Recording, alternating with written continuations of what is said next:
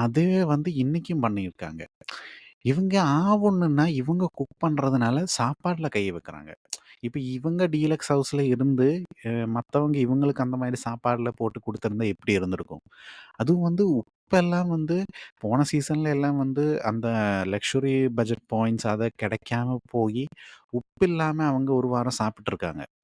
So, big pass இது குடுக்கறதுனால, அந்த சாப்பாடு விஷயத்துல இப்போ அவங்களுக்கான தனியா ஏதோ ஒரு பவுல்ல ஏதாவது போடும்போது நெறைய உப்பள்ளி போட்டு குடுத்துருக்கலாம். ஆனா, அந்த ஒரு கறி பூராமே வேஸ்ட் பண்ணியிருக்காங்க இல்லையா? அதுல நெறைய தண்ணி எல்லாம் ஆட் பண்ணி, ஏன் இந்த வேல? சாப்பாட்ல ஏன் கை வைக்கிறீங்க? உங்களுக்கு வேற அவங்களுக்கு அந்த சாப்பாடு விஷயத்த புரிய வைக்கணும்னா, அவங்க கிட்ட தைரியமா போய் பேசலாமே!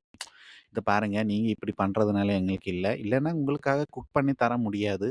அப்படின்னு கூட இருக்கலாம். ஆனா, அந்த கொடுத்திருக்கிற பொருட்கள அந்த ரிசோர்ஸஸ வேஸ்ட் பண்றது எனக்கு சுத்தமா பிடிக்கலங்க. சாப்பாடு மேல கை வச்சா